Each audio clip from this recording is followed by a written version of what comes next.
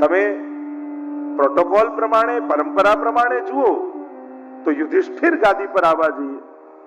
પાંડુના જ્યેષ્ઠ દીકરા છે ને બધામાં મોટા છે, પણ લાલસા એ છે કે ચલો ગાદી તો મૂળમાં મારી જ હતી, પણ આને કારણે, અંધવાને કારણે મને ન મળી, પણ હવે મારા દીકરાને તો મળવી જ જોઈએ. અને અહીંયાથી મહાભારતના બીજ રોપાય છે. કોશિશ થઈ રહી છે ક્યાંક ભીતરમાં કે મારા દીકરાને ગાદી મળી જાય, એ રાજા બની જાય.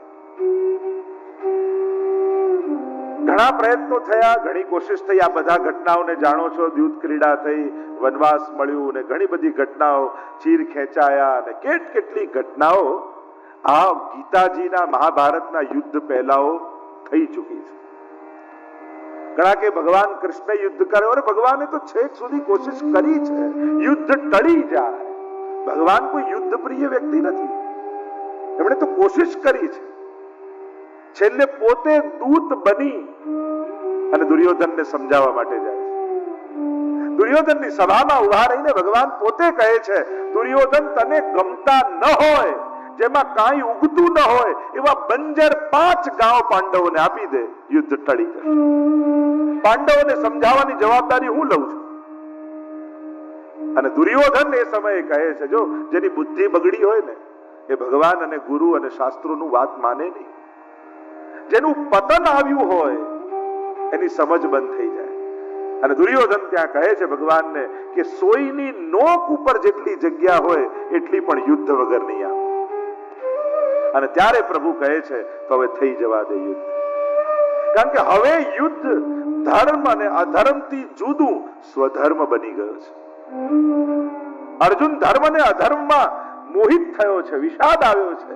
અને પ્રભુ આગળ સમજાવશે, કારણ કે 18 અધ્યાય ગીતાજીના છે, એમાં પહેલા 6 અધ્યાય એ કર્મ ષટક કહેવાય, પછીના 6 અધ્યાય એ ભક્તિ ષટક કહેવાય, અને પછી આપણે વિચાર કરીએ તો જ્ઞાન ષટક થઈ જાય.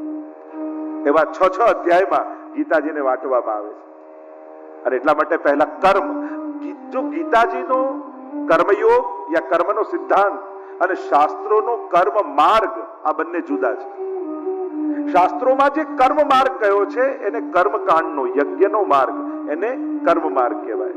પણ ગીતાજીએ કર્મયોગ એક જુદો આપ્યો છે, જેને કર્મનો સિદ્ધાંત આપણે કહીએ છીએ. અને અદ્ભુત રીતે કર્મની મહત્તા ભગવાને સ્થાપિત કરી ગીતાજી. એનાથી પૂર્વ એટલું બધું કર્મને પ્રધાનતા નથી અપાતી. અને અહીંયા જે ભગવાને કર્મયોગ કયો છે, અદ્ભુત ચર્ચા છે. જેમ જેમ એ આમાં આપણે પ્રસંગ કરીશું, કારણ કે 3 દિવસમાં આખી ગીતાજી તો નહીં લઈ શકાય, આપણે ગીતાજીનો સાર લઈ શકાય. ગીતાજી પૂરી થાય એનો પ્રયાસ મારો નહીં રહે, પણ ગીતાજી તમારા સુધી પહોંચી જાય એનો પ્રયાસ હું જરૂર કરીશ. મને પહોંચાડવામાં રસ છે, પતાવવામાં રસ નથી. સાર ગીતાજીનો આપણે એ અર્ક લેવાનો પ્રયાસ કરીશું. તો આ 6 ષટક ગીતાજીના છે. અદ્ભુત રીતે ભગવાને સર્વ શાસ્ત્રોનું દોહન કરી અને એક એનો અર્ક આપણને આપ્યો છે. દુર્યોધન સાથે નક્કી થયું યુદ્ધ થવાનું, અને હવે કોશિશ થાય છે કે બધાને પોતાના પક્ષે લઈ લઈએ.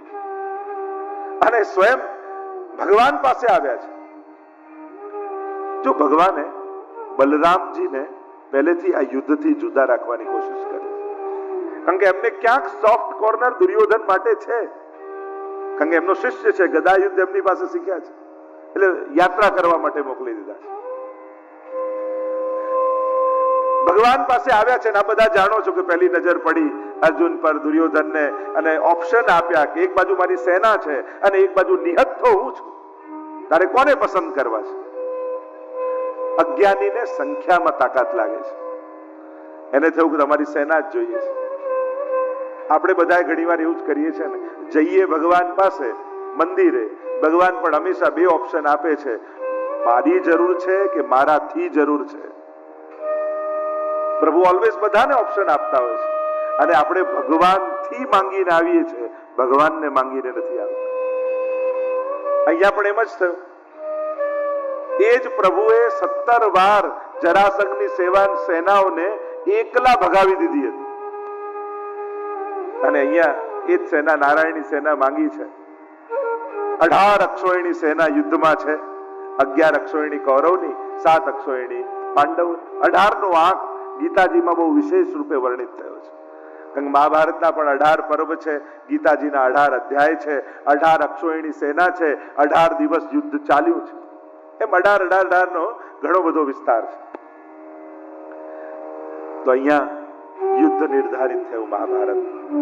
કોણ કોના પક્ષે રહેશે એના માટે આખી રાજનીતિ ગોઠવાઈ છે.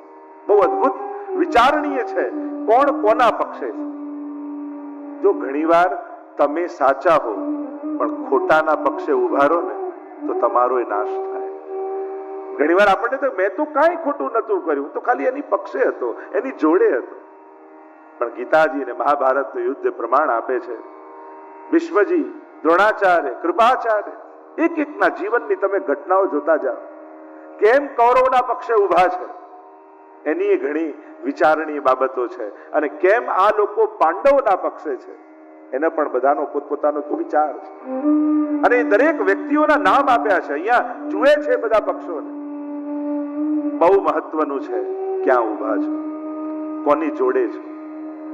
કારણ કે સત્ય જયારે જીતવા નીકળે છે ને ત્યારે કેટલા લોકોની આહુતિઓ આપવી પડતી હોય છે. સત્યનો જય થવાનો જ છે, એ શાશ્વત સત્ય છે. પણ તમે સત્યના રસ્તા પર આવ્યા તો તમારી ભૂલ ન હોવા છતાંય કચડાઈ જશે. કારણ સત્યના વિજયના રસ્તા પર તમે આવ્યા છો. ભગવાન તો ધર્મ સંસ્થાપનાર્થાય સંભવામી યુગે યુગે, ધર્મની સ્થાપના માટે જ ભૂતલ પર આવ્યા છે. અને ધર્મની સ્થાપનામાં જે જે લોકો આડે આવે છે એની આહુતિઓ ભગવાન સ્વીકારી લે છે. એની આહુતિઓ લેવાઈ જાય છે. કારણ કે તમે સ્થાપના, ધર્મની સ્થાપનાના આડમાં આવ્યા છો, રસ્તા પર આવ્યા છો. મહાભારતના યુદ્ધ માટે તત્પર થયા છે બધા જ. બહુ જ કોશિશ કર્યા છતાંય યુદ્ધ રોકાવું સંભવ નથી. કૌરવોને હરાવવા અને પાંડવોને જીતાડવા એનો પ્રયાસ નથી. હવે તો ધર્મ અને અધર્મની વચ્ચે યુદ્ધ છે. ધર્મ જીતે અને અધર્મ હારે, હવે તો એનો પ્રયાસ છે. અને એટલા માટે આ ગીતાજી એ કેવલ ભગવાને આપેલું કોઈ ભાષણ નથી, પ્રવચનો નથી. આપણા ધર્મગ્રંથો એ પ્રવચનો રૂપે છે પણ નહીં, એ સંવાદ રૂપે છે. તમે દરેક ધર્મગ્રંથોને જુઓ, એ ભાગવતજીને જુઓ, એ રામાયણને જુઓ, એ મહાભારતને જુઓ, એ ગીતાજીને જુઓ. ગીતાજીના દરેક અધ્યાયના અંતમાં તમે બોલશો શ્રી કૃષ્ણ અર્જુન સંવાદે. આ તો સંવાદ છે, આ તો ડાયલોગ છે. અને ડાયલોગ જે રીતે થાય એમાં ઉપદેશ, આદેશ, સંદેશ, સૂચના, સંકેત, આજ્ઞા, આ બધા જ પહેલુઓને આ સંવાદમાં સાંકળી લેવામાં આવ્યા છે. સંવાદના જે પણ હોય, શાસ્ત્રોમાં 3 પ્રકારના સંવાદની વાત છે. એક રાજા જેવો, બીજો પુરાણ, જેમ આપણે ત્યાં કહ્યું કે મિત્ર જેવો, અને ત્રીજો કાંતા જેવો, કાંત જેવો, પ્રિય જેવો. રાજા જેવો સંવાદ એટલે રાજાના વચનને અક્ષરશઃ પાળવા પડે. એમાં પછી હું આની જગ્યાએ આ કરું કે આની જગ્યાએ આ કરું એવી ચર્ચા ન હોય. એટલે શાસ્ત્રો એમ કહે છે વેદ એ રાજા જેવી આજ્ઞા જેવા છે. વેદને અક્ષરશઃ પાળવા, એમાં પછી બીજી કોઈ ચર્ચા ન હોય.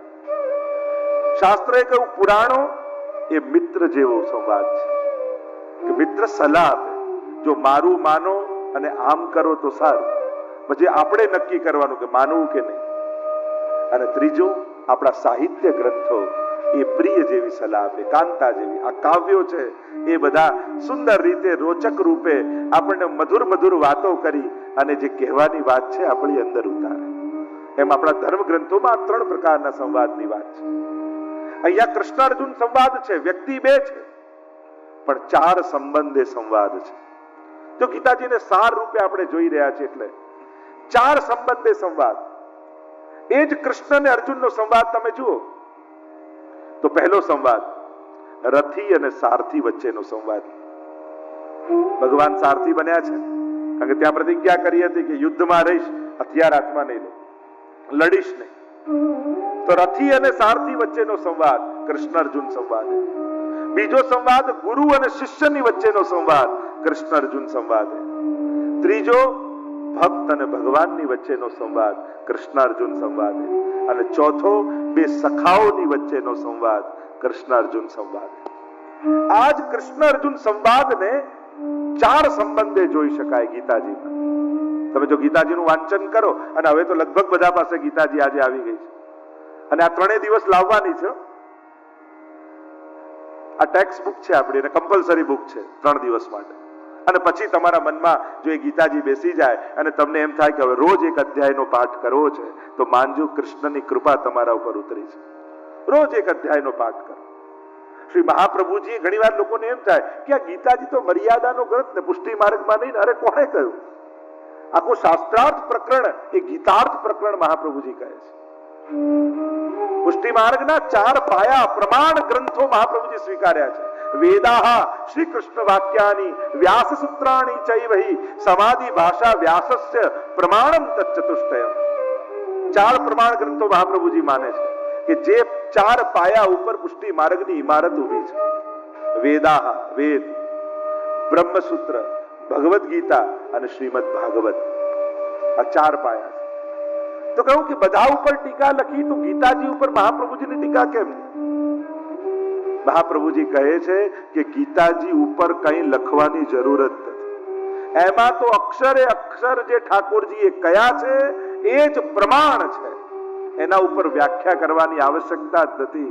પ્રભુના એક એક અક્ષર એ આજ્ઞા માનીને સ્વીકારી લેવા. છતાંય એ જ ગીતાજી અને શાસ્ત્રાર્થ પ્રકરણ રૂપે મહાપ્રભુજીએ સમજાવી છે.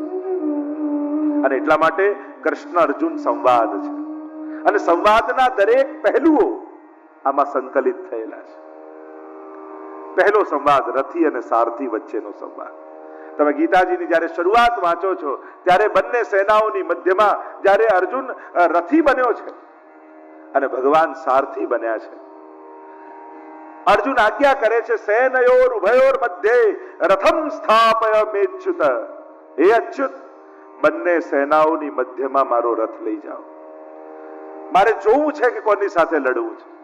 આજ્ઞાર્થ છે, સ્થાપય આજ્ઞાર્થ પ્રયોગ કર્યો છે, ઓર્ડર કરી રહ્યો છે અર્જુન. કારણ કે પ્રભુ સારથી બન્યા છે. અને પ્રભુ સારથી બન્યા છે એટલે કેવલ યુદ્ધના સમયે રથ ચલાવે એટલું જ નહીં, સારથીનો જે રોલ હોય એ પૂરેપૂરો ભગવાન નિભાવે છે. પ્રભુ જે લીલા કરે ને એ સંપૂર્ણ કરે. એ બાળક બને તો બાળકની જે નિર્દોષતા હોય એને ધારણ કરી લે. વિરુદ્ધ ધર્માશ્રયિતાનો ગુણ પરમાત્મામાં છે. ઘણીવાર કૃષ્ણને સમજવા માટે કૃષ્ણની અંદર રહેલો આ એક ગુણ સમજવો બહુ જરૂરી છે, જે મહાપ્રભુજી આપણને સમજાવે છે. અને એ ગુણ છે, એ ધર્મ છે પરમાત્માની અંદર, વિરુદ્ધ ધર્માશ્રયિતાનો ધર્મ. તમને તરત સમજાઈ જશે બધી જ લીલાઓ. આ એક ધર્મ ભગવાનની અંદર ન સમજો તો તમને એમ થાય કે પ્રભુ 11 વર્ષના વ્રજમાં છે અને રાસ કરે છે. પ્રભુ હમણાં તો ઉમરો ઓળંગી શકતા નથી, પૂતનાને મારે છે. અરે આ તો વિરુદ્ધ ધર્માશ્રયિતા છે. એ જે સમય અબૂધ છે એ જ સમયે એ સર્વજ્ઞ પણ છે. જે સમયે બાળક છે એ જ સમયે કિશોર પણ છે. જે સમયે અસમર્થ છે એ જ ક્ષણે એ સર્વસમર્થ પણ છે. આ એક સાથે વિરોધાભાસી બંને ધર્મો ભગવાનની અંદર બિરાજે છે. તમે પીછવાઈ પણ જુઓ ને આપણી હવેલીની, ક્યાંય તમને બાલકૃષ્ણ દેખાય છે? કિશોર જ દેખાશે. તમે જેટલા પુષ્ટિ માર્ગના સ્વરૂપ જુઓ એમાં દ્વારકાધીશ પણ છે, મદન મોહનજી પણ છે, મથુરાધીશ પણ છે. આપણે ત્યાં તો એમ કહ્યું કે ભજનીયો વ્રજાધિપ, વ્રજના અધિપતિને ભજવાનું છે. તો આ તો મોટા કૃષ્ણ છે, દ્વારકાના નથી. એ જ એનો લીલાત્મક ભાવ છે. તો એ બાળક પણ છે ને કિશોર પણ છે. આ બંને વિરુદ્ધ ધર્માશ્રયી ધર્મો એની અંદર છે. અને એટલા માટે પ્રભુને આજ્ઞા કરે છે, બંને સેનાઓની મધ્યમાં રથને ઉભો રાખો. અને પ્રભુ રથની લગામ ખેંચી સારથીનો રોલ પૂરેપૂરો નિભાવે છે. રથ યુદ્ધ પૂરું થઈ જાય પછી ઘોડાઓને જો ઘાવ લાગ્યો હોય તો એને મલમ લગાડે, એને નવડાવે, એને ચોખ્ખા કરે, એને ભોજન ખવડાવે. પૂરેપૂરો રોલ પ્રભુ નિભાવે છે. તમે પ્રભુના દરેક રોલને જુઓ, એના દરેક પાત્રોને જુઓ. કૃષ્ણ બાલક પણ છે, કૃષ્ણ કિશોર પણ છે, એ મિત્ર પણ છે, એ પતિ પણ છે. તમે દરેક સંબંધોમાં કૃષ્ણને મૂકીને જુઓ, એના જેવો તમને બીજો કોઈ સંબંધી નહીં મળે. તમે દરેક સંબંધોમાં જુઓ, એને પુત્ર રૂપે જુઓ, એને પિતા રૂપે જુઓ, એને પતિ રૂપે જુઓ, એને ભાઈ રૂપે જુઓ, એને સખા રૂપે જુઓ, આખું કૃષ્ણ ચરિત્ર તમે જુઓ, એના જેવો કોઈ સંબંધી તમને નહીં મળે. અને એટલા માટે મહાપ્રભુજી કહે છે, સર્વદા સર્વ ભાવેન ભજનીયો વ્રજાદીપ, સર્વ ભાવેને ભજો. તો પહેલો સંવાદ રથી અને સારથી વચ્ચેનો, અર્જુને આજ્ઞા કરી અને ભગવાન રથને લઈ બંને સેનાઓની મધ્યમાં ઉભો રાખે છે. બીજો સંવાદ એ ગુરુ અને શિષ્યની વચ્ચેનો છે. મોહ જાગ્યો અર્જુનને, અરે સ્વજનોને મારવાના છે, અને એ પણ આ રાજ્ય માટે. ભગવાન આશ્ચર્યથી જુએ છે. અર્જુનને બે પ્રકારનો મોહ થયો. એક, હું મારીશ તો બધા મરી જશે, અને બીજો, હું નહીં મારું તો બધા બચી જશે. ભગવાનને હસવું આવે છે અને ભગવાન કહે, નથી તું મારનારો, નથી તું બચાવનારો. શું તને એમ લાગે છે કે તને જીતાડવા માટે હું તારી જોડે છું? તને જીતાડવામાં મને કોઈ રસ નથી, મને તો ધર્મને જીતાડવામાં રસ છે. પણ અર્જુન બુદ્ધિમાન છે ને. પહેલા અધ્યાયમાં તમે જોજો, અર્જુન વિષાદ યોગમાં એટલા સારા લોજિક આપે છે અર્જુન, કે થોડી વાર વાંચીને તો તમે અર્જુનના પક્ષે ઉભા રહી જાઓ. અરે આ બધા મરી જશે ને વર્ણશંકર પ્રજા થશે, સ્ત્રીઓ ધર્મો મૂકી દેશે અને આખા ધર્મની વ્યવસ્થાઓ બધી કચડાઈ જશે, અને આ સ્વજનોને મારીને, આ લૌકિક સુખ મેળવીને હું આ સ્વજનોને મારીશ, જેના ખોળામાં રમીને મોટો થયો છું. આજે રાજ્ય માટે એમને મારવા માટે હું તૈયાર થયો છું. નચ રાજ્યમ સુખાની ચ, એ કૃષ્ણ મારે રાજ્ય નથી જોઈતું, સુખ નથી જોઈતું. અને પ્રભુ શાંતિથી સાંભળે છે. બુદ્ધિમાન વ્યક્તિ છે ને, અને બુદ્ધિમાન વ્યક્તિ પોતાની ભૂલને ઢાંકવા માટે પણ ચતુરાઈઓ કરે. હોય પોતાની ભૂલ, પણ એને છુપાવવા માટે હોશિયારી કરે, ચતુરાઈ કરે. અર્જુનની આ ચતુરાઈ ભગવાન સમજી ગયા છે. કદાચ અર્જુનને પણ સમજાતી નથી. આજે એવો મોહ જાગૃત થયો કે સ્વજનો પાછળ ધર્મ છોડવા તૈયાર છે. એ ભૂલી ગયો કે ધર્મ અધર્મનું યુદ્ધ છે. એને તો સગાઓ દેખાવા લાગ્યા, ભલે ને પાપના પક્ષે હોય. હોશિયાર વ્યક્તિ પોતાની ભૂલ સ્વીકાર ન કરે, ચતુરાઈ કરે. એક ભાઈ મહેમાન બનીને ગયા એકને ત્યાં, અને મહેમાન બનીને ગયા અને જમવાની થાળી એની મિત્રની પત્નીએ પીરસી, અને જોઈને આશ્ચર્ય થયું કે ખરેખર આવી સુવિધા તો મેં ક્યાંય નથી જોઈ. તો કે શું સુવિધા? કે આટલી બધી જગ્યાએ જમવા ગયો, પણ તારી પત્નીએ થાળી પીરસીને તો રોટલીના કટકા કરીને રાખ્યા છે, જેથી મારે રોટલી તોડવી ન પડે. પેલા મિત્રએ કહ્યું, એમાં રાજી થવા જેવું કાંઈ નથી, આ સુવિધા નથી, આનાથી ગોળ રોટલી થતી નથી, એટલે કટકા કરીને રાખ્યા છે કે ખબર ન પડે. આ ચતુર માણસનું કામ છે. પોતાની ભૂલને સંતાડવા એ જ ભૂલને સુવિધા બનાવીને પ્રસ્તુત કરે.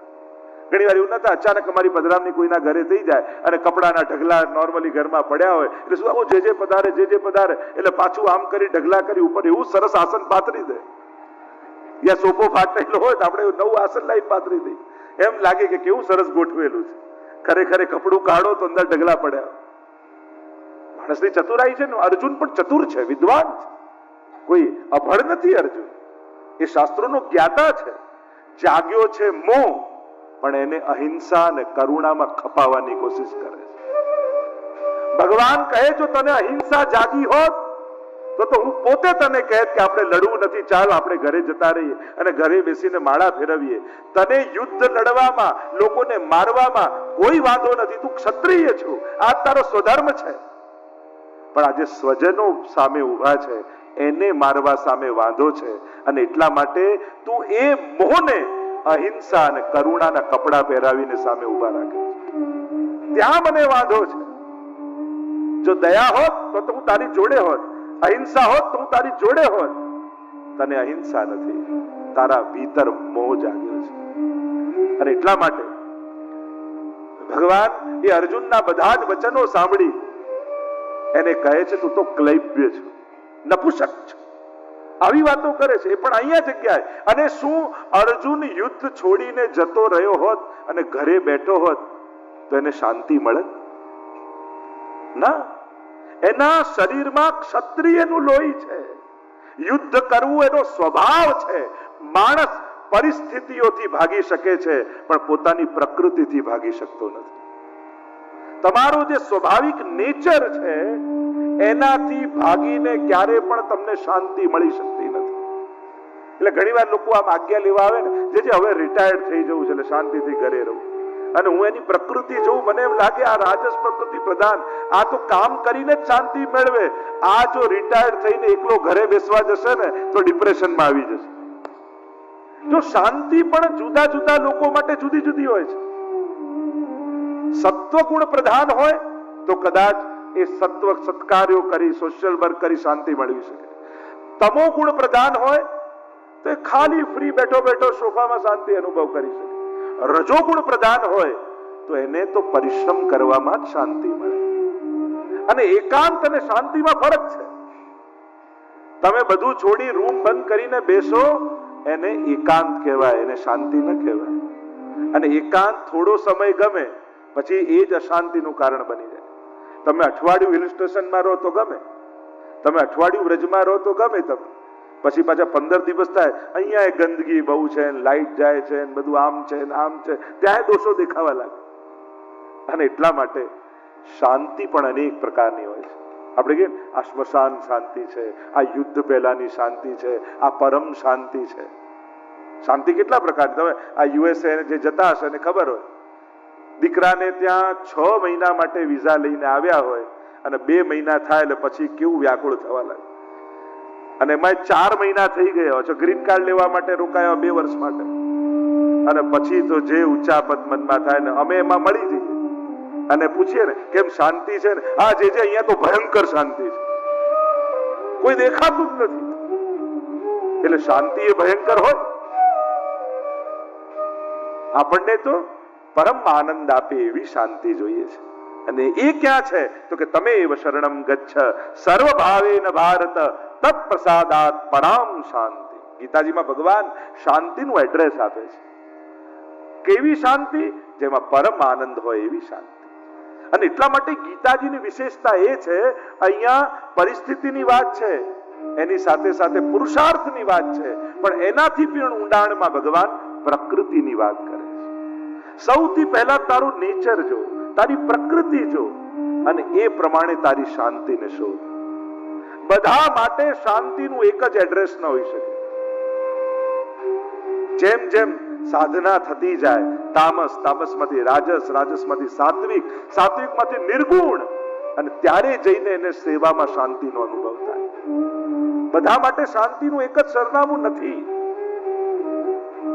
દરેકની પ્રકૃતિ જેવી એ પ્રકારે શાંતિનો અનુભવ. જ્યાં સુધી સમજ ન વિકસી હોય ત્યાં સુધી ગમે તેવા અનુકૂળ સાધનો પણ શાંતિ નથી આપી શકતા. લોકો કહેતા ને કે એક સસલું જતું હતું ને એને જોયું કે જો ઝાડના ટોચ ઉપર એક શાંતિથી ગીધ બેઠું છે. મેં સસલાને એમ થયું કે પેલું ગીધ કેવું શાંતિથી બેઠું છે, લાવ ને હું બેસું. અને ઝાડ નીચે આવીને શાંતિથી બેઠું.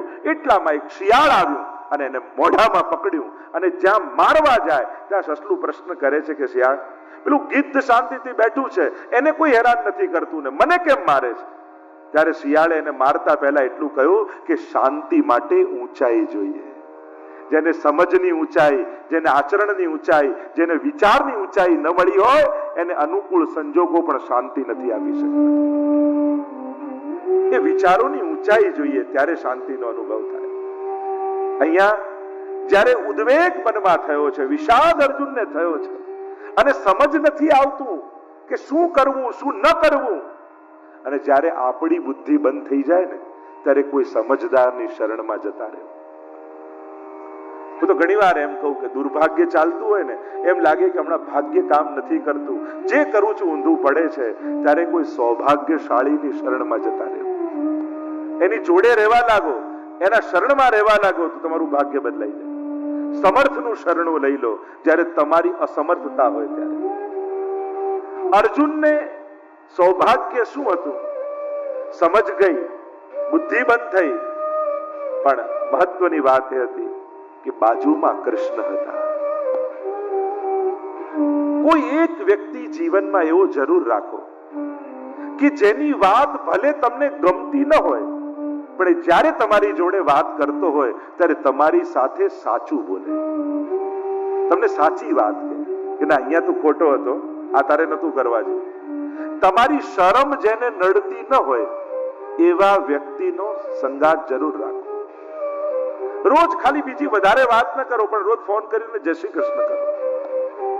ક્યારેક નબળો સમય હશે અને નિર્ણયો લેવાના હશે ને ત્યારે કોઈ કામ નહીં લાગે ને પેલો કામમાં આવી જશે.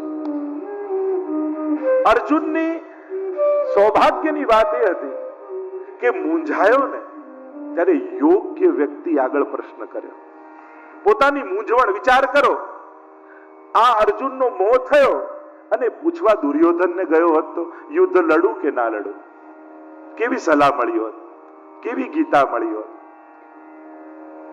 એક ક્ષણ માટે વિચાર કરીએ કે અર્જુન આ જ મોહના સમયે જો ભીષ્મજીને મળવા ગયો હોત તો શું ઉપદેશ મળે, જો દ્રોણાચાર્યને મળવા ગયો હોત તો શું સાંભળવા મળે, જો ધૃતરાષ્ટ્રને મળવા ગયો હોત તો શું મળે. એ જ સંજોગોના સમાધાન કેવા મળ્યા હોત. ધૃતરાષ્ટ્ર શું કહે, અરે એમે તું જીતવાનો નથી. આવા આવા યોદ્ધાઓ જો ગણિતના હિસાબે જોવા જાઓ તો કોઈ ગણિત બેસતું નથી કે પાંડવ જીતે, કારણ કે ત્રણ તો ચિરંજીવી છે. ભીષ્મજી કેવા છે, ઈચ્છા મૃત્યુનું વરદાન, એમને કોઈ મારી ન શકે અને મરે નહીં તો પાંડવ જીતે ક્યાંથી.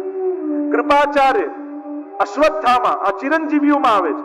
અશ્વત્થામા, બલિર્વ્યાસો, હનુમાશ્ચ વિભીષણ, કૃપા પરશુરામશ્ચ સપ્તૈતે ચિરજીવિન. આટલા લોકોને ચિરંજીવીઓ માન્યા છે કે જેની મૃત્યુ જ નથી, અને એમાંથી 2 જણા તો સામે પક્ષે છે. ગણિત બેસાડવા જાઓ કોઈ પણ રીતે 11 અક્ષોહિણી સેના, આ બાજુ 7 અક્ષોહિણી સેના. કૃષ્ણ આવા બળવાન, એ પણ નિહત્થા, યુદ્ધ નહીં લડવું એવા સંકલ્પ સાથે. જીતવાની સંભાવનાઓ છે ક્યાં પાંડવો પાસે? જોવા જાઓ ગણિતના હિસાબે લોકો જેમ પ્રિડિક્શનો કરે કે આમાં આ ખિલાડી છે, આ ખિલાડી છે, આ ટીમ જીતશે, એમ જો કોઈ પ્રિડિક્શન કરવા બેસે તો તાળી બજાતે હુએ નંદલાલા ગોવિંદ ગોવિંદ ગોપાલા કૃષ્ણ ગોવિંદ ગોવિંદ ગોપાલા કૃષ્ણ ગોવિંદ ગોવિંદ ગોપાલા કૃષ્ણ ગોવિંદ ગોવિંદ ગોપાલા કૃષ્ણ ગોવિંદ ગોવિંદ ગોપાલા કૃષ્ણ ગોવિંદ ગોવિંદ ગોપાલા ભજ મુરલી મનોહર નંદલાલા ભજ મુરલી મનોહર નંદલાલા બોલો કૃષ્ણ કનૈયા લાલ કી જય ગોવર્ધન નાથ કી જય. તો જે ચર્ચા કરી રહ્યા હતા કૃષ્ણ અર્જુન સંવાદે, સખાઓની વચ્ચેનો સંવાદ. પહેલા સખા બાલગોપાલ, બીજા ઉદ્ધવજી, ત્રીજા સખા જે દ્વારિકામાં પધાર્યા અને એ છે સુદામા. પ્રભુના અનેક સખાઓની ચર્ચા છે અને એનાથી પૂર્વ હસ્તિનાપુર પ્રભુ જ્યારે વિરાજ્યા ત્યારે અર્જુન પરમાત્માના સખા છે. આ 4 સખાઓની મહત્તા કૃષ્ણ ચરિત્રમાં છે અને એટલે મહાપ્રભુજીએ પણ કહ્યું સખ્યમ મધુરમ. શ્રેષ્ઠ મિત્ર કોઈ હોય તો એ કૃષ્ણ છે, અને આજે પણ તમારો મિત્ર થઈ શકે છે. ભગવાન આજે પણ ઉત્તમ સખા બની અને આપણા જીવનનું પથદર્શન કરી શકે છે. સુદામાના ચરિત્રમાં તમે જુઓ, લોકો ભલે એમ કહેતા હોય કે ભગવાને સુદામાને આટલું આપ્યું, સુદામાને આટલું આપ્યું. અરે સુદામાને તો કાંઈ જોઈતું તું જ ક્યાં, અને સુદામાએ કાંઈ લીધું નથી, એ તો આપીને ગયો છે. સુદામાના ચરિત્રને અનેક પ્રકારથી ગવાતું હોય છે. સુદામાના પરિવારને ભગવાને આપ્યું હશે. સુદામા તો આપવા આવેલો, એ તો મળવા આવેલો નથી. એને માંગ્યું અને નથી એને લીધું. સુદામાનું ચરિત્ર પણ અદ્ભુત છે. સુદામા ગરીબ નથી, અયાચક છે. ફરક હોય છે. ભિક્ષા લેવી અને ભીખ લેવી આ બંનેમાં ફરક છે. ભૂખ્યા રહેવું ને ઉપવાસ કરવું આ બંનેમાં ફરક છે. રાત જાગવું ને જાગરણ કરવું આ બંનેમાં ફરક છે. શબ્દો ઘણી વાર સમાન રૂપે વપરાતા હોય. ઘણીવાર કાંઈ ન કરતો હોય ને, આનું કામ તો નરસિંહ મહેતા જેવું છે, તો આવા નવરા હોય નરસિંહ મહેતા. લોકો ક્યાં ક્યાં સરખામણી કરતા હોય છે. એટલે ક્યારે પણ મહાન તત્વોની તુચ્છ વ્યક્તિઓ સાથે સમાનતા નહીં કરે, એ એમનું અપમાન છે. આપણે તો હરિરાયજી પણ કહ્યું કે અમારા ગિરિરાજજી, યમુનાજી, મહાપ્રભુજી એની સમાનતા કોઈની સાથે નહીં કરે. ભાવિ ન ભૂતોસ્ત્યપી, એમના જેવું કોઈ છે નહીં ને થવાનું નથી. તો જે ચર્ચા આપણે કરી રહ્યા છે, આ 4 સંવાદે આપણે ગીતાજીનું દર્શન કરવાના છીએ. પહેલા 6 અધ્યાયમાં કર્મ ષટક છે, બીજા 6 અધ્યાયમાં ભક્તિ ષટક છે, સ્વયં ભક્તિ યોગ 12મો અધ્યાય, એનું તો નિત્ય લોકો પાઠ કરતા હોય છે. વિશેષ રૂપે લોકો 15મો અધ્યાય અને 12મો અધ્યાય આ બેનો વિશેષ રૂપે પાઠ કરતા હોય. ઘણા 7મો અધ્યાય જ્ઞાન વિજ્ઞાન યોગ એનો પણ ઘણીવાર લોકો પાઠ કરતા હોય છે અને એ પ્રમાણે પોતાના આધ્યાત્મિક માર્ગદર્શનને મેળવતા હોય છે. અને છેલ્લે જ્ઞાન ષટક આવે છે, તત્વમ અસી, જે મહાવાક્ય છે. તો પહેલામાં તત્, પછી ત્વમ અને અસી, આ ત્રણેયનો પરિચય એમાં કરાવવામાં આવ્યો છે. ઘણી ઘણી ચર્ચાઓ ગીતાજીની બાબતની, એટલું બધું તત્વ જ્ઞાન એમાં રહેલું છે કે જ્ઞાન માર્ગી હોય, કર્મ માર્ગી હોય કે ભક્તિ માર્ગી હોય, દરેકને પથદર્શન કરનારો આ મહાનતમ ગ્રંથ છે. સમગ્ર સર્વ વિષયો આમાં સમાયેલા છે. જેને જે રીતે ગીતાજીને જોવા હોય, કોઈ મોટિવેશન રૂપે જુએ તો એમાં મોટિવેશન પણ છે, કોઈ વૈરાગ્ય રૂપે એને ગ્રહણ કરવા માંગે તો વૈરાગ્ય પણ છે. ગીતાજીમાં શું નથી? અદ્ભુત મહાનતમ એવો ગ્રંથ શ્રીમદ ભગવદ ગીતા. અંગ્રેજો પણ માથામાં રાખીને નાચ્યા છે એવા ઇતિહાસ ગીતાજીના મળે છે. અને આજે પણ જીવનમાં ક્યારે કોઈ પણ મૂંઝવણ આવે, જેના જીવનમાં રોજ ગીતાજીનો એક પાઠ કરવાનો જો આદત હશે, અને ખાસ કરીને બાળકોને ને યુવાને આદત પાડશો, તો એ જીવનમાં ક્યારે નાસીપાસ નહીં થાય. એવું ગીતાજીનું બળ મળી જાય છે. આવો પ્રવેશ કરીએ ગીતાજીમાં. સંવાદ છે અને એ જ રૂપે આપણે જોઈશું. સાર રૂપે ગીતાજીના એક એક શ્લોક, અને હવે તો તમારી પાસે બધા પાસે ગીતાજી છે એટલે તમે લોકો પણ એ શ્લોકોનું અવગાહન કરી શકશો. અને એક સાથે બધા જ મળીને જ્યારે ગીતાજીને ગાતા હોઈએ. 18 અધ્યાય અને પાછા દરેક અધ્યાયનું કોઈક નામકરણ, એની વિશેષતા, અને એ વિશેષતાને જોઈ આપણને આખો અધ્યાયનો સાર એના નામકરણથી થઈ જાય. એટલે જ આપણે ત્યાં નામ રાખવાની વિશેષતા છે. જૂના સમયમાં તો લોકો ગુરુજનો પાસે નામ પડાવતા. આ ફૈબા વચ્ચે ક્યાંથી આવી ગયા ખબર જ ના પડી આપણી સંસ્કૃતિમાં, કે નામ ફૈબા પાડે. પ્રાચીન સમયમાં તમે જોવા જાઓ તો ઋષિ મુનિઓ એના ગ્રહ નક્ષત્રો જોઈ એની અંદર જેવા ગુણ હોય એ પ્રમાણેનું નામકરણ કરતા. પ્રભુના પણ નામકરણ, ગર્ગજી આવ્યા અને નામકરણ કર્યું અને પરમાત્માનું નામ રાખ્યું. એ રીતે રામચંદ્રજીના પણ નામનું આવે છે.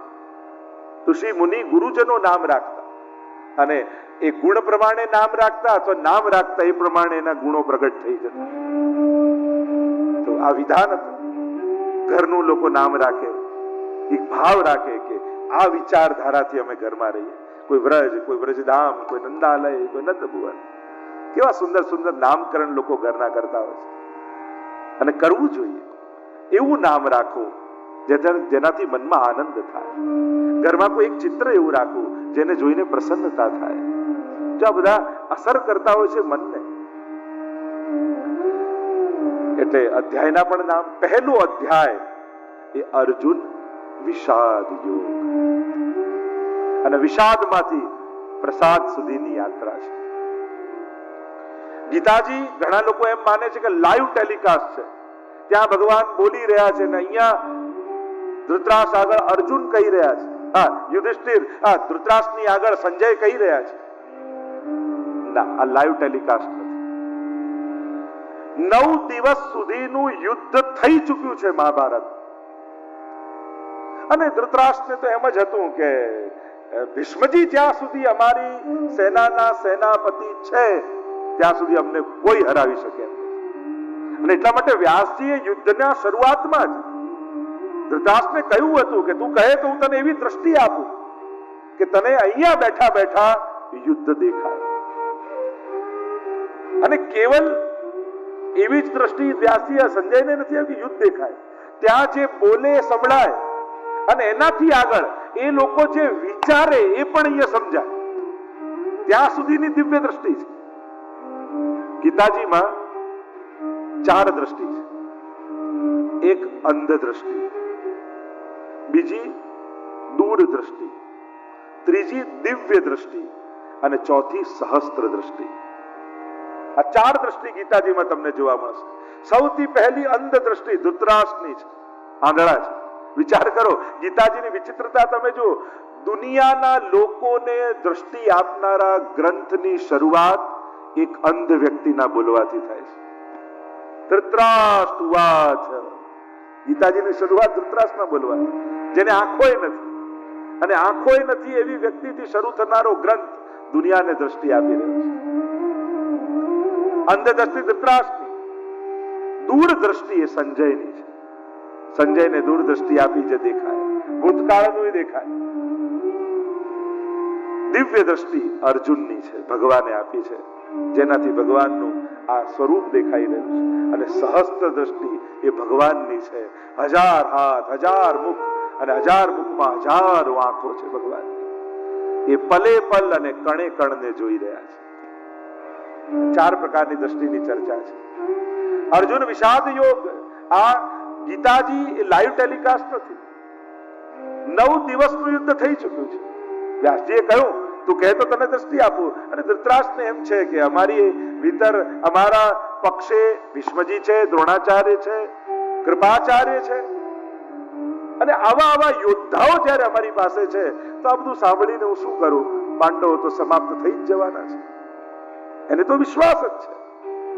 પણ 9મા દિવસે મહાભારત કુરુક્ષેત્રના રણસંગ્રામમાં જ્યારે ભીષ્મજી બાણસૈયા ઉપર પડ્યા અને આ સમાચાર ધૃતરાષ્ટ્ર પાસે આવ્યા કે ભીષ્મજી બાણસૈયા છે, અને હવે ધૃતરાષ્ટ્રનું મન ચકડોળે ચડ્યું.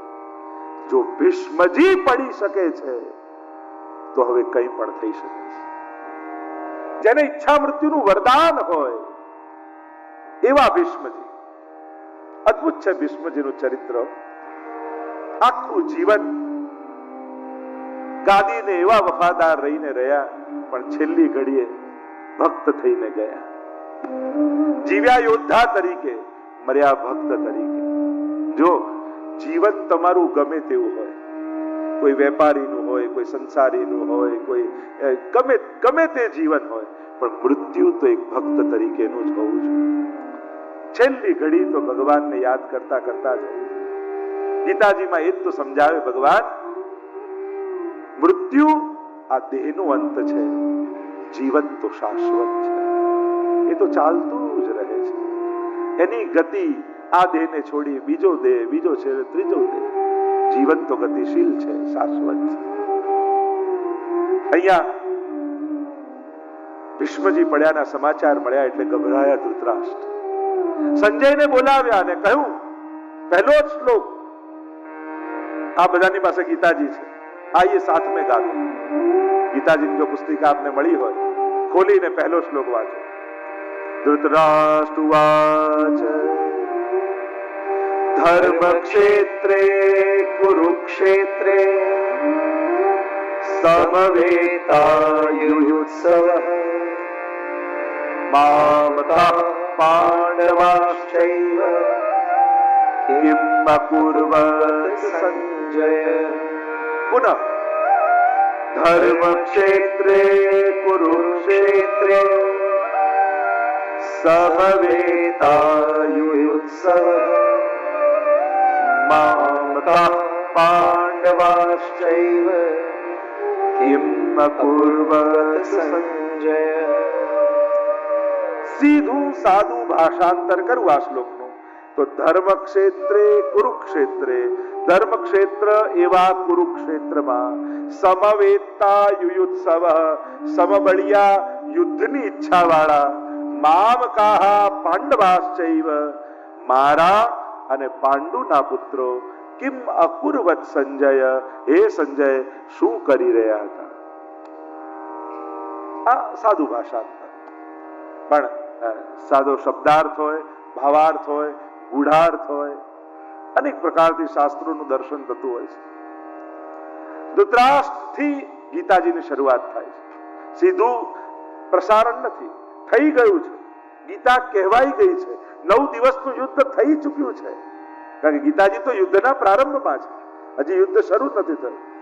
વિચાર કરો, યુદ્ધના મેદાનમાં જ્યારે બંને સેનાઓની મધ્યમાં રથ ઉભો હોય, અને આવું તો ઘણીવાર આપણા જીવનમાં થાય. આ તો એક પ્રતીક છે. હંમેશા કરું કે નહીં, જવું કે નહીં, લઉં કે નહીં. મન હંમેશા દ્વંદ્વમાં હોય છે. વિચાર હંમેશા બે હોય છે, વિચાર એક નથી આવતો. કૌરવ અને પાંડવોની વચમાં હંમેશા રથ ઉભો હોય છે. અને આત્માનમ રથિનમ વિદ્ધિ, ઉપનિષદે આ દેહને રથ કહ્યો છે. અને આ રથ હંમેશા દ્વંદ્વમાં હોય છે. પણ નિર્ણય ક્યારે કરી શકે? જ્યારે ભગવાન આપણા સારથી બની જાય. જેને ભગવાનને સારથી બનાવ્યા છે એનો જ રથ ગંતવ્ય સુધી પહોંચે છે. અહીંયા ધૃતરાષ્ટ્રના વચનથી આ એક શ્લોક ધૃતરાષ્ટ્ર બોલ્યો છે. માનો ચાવી છે. આખો સાર મહાભારતનો સંકેત આ પહેલા શ્લોકમાં છે. ધૃતરાષ્ટ્રની વૃત્તિ આમાં કહેવાઈ ગઈ છે. બોલનારો કેવો છે? જો મનમાં હોય ને એ નીકળી જ જાય, જુબાનમાં આવી. ઘણા લોકો કહેતા હોય અમારા મનમાં નહોતું પણ બોલાઈ ગયું, સોરી. અરે મનમાં હતું એટલે જ બોલાયું. મનમાં ના હોય ને તો કોઈ બોલે જ નહીં. સહજ છે, બહુ સ્વાભાવિક છે. કોઈ એમ કહેતું હોય તો એ ખોટું છે કે મનમાં નહોતું ને બોલાઈ ગયું. મનમાં જે વિચાર ચાલતો, દરેક વિચાર કર્મ બનવાની ઈચ્છા રાખે. અને એટલા માટે જ કહીએ ને, એક ખોટો વિચાર મનમાં ઘૂસે ને, જ્યાં સુધી આપણા હાથે પાપ ન કરાવી લે ને ત્યાં સુધી આપણને બેચેન જ રાખે. અને એટલા માટે એકવાર જોવામાં શું છે, એકવાર ખાવામાં શું છે, એકવાર જવામાં શું છે, બધાની શરૂઆત એકવારથી જ થતી હોય છે. વૈષ્ણવે તો સાવધાન રહેવું. એવા કોઈ અનુભવ કરવાની જરૂર નથી કે જે આપણા પતનમાં આપણને ગરકાવ કરતા હોય. ધૃતરાષ્ટ્રનું મન એની જુબાનમાં છે. મન હંમેશા વાણીમાં આવી જાય. અને ધૃતરાષ્ટ્ર સૌથી અધર્મમાં લિપ્ત કોઈ હોય તે ધૃતરાષ્ટ્ર છે. અને મનમાં અધર્મ છે અને મોઢામાં સૌથી પહેલો શબ્દ શું આવ્યો? ધર્મ. ગીતાજીનો પહેલો શબ્દ ધર્મ છે. અને છેલ્લો શ્લોક અને એનો છેલ્લો શબ્દ યત્ર યોગેશ્વરઃ કૃષ્ણ યત્ર પાર્થો ધનુર્ધરઃ તત્ર શ્રી વિજયો ભૂતિર ધ્રુવા નીતિર મતિર મમ. છેલ્લો શબ્દ મમ છે. એટલે આખા ગીતાજીને સમાવેશ કરવા હોય તો ધર્મ મમ, ધર્મ જ મારું છે. આ ગીતાજીનો સાર. ધર્મ જ આપણું છે. પહેલો શબ્દ ધર્મ ને છેલ્લો મમ. બાકી બધું જ એની અંદર સમાયેલું છે. એ સ્વધર્મ હોય, એ પરધર્મ હોય, વિધર્મ હોય, એ ધર્મ હોય કે અધર્મ હોય, આ બધું જ એની અંદર સમાયેલું છે. ધર્મ મમ, ધર્મ મારું છે. છેલ્લે ધર્મ જ કામ લાગશે. ધનાની ભૂમૌ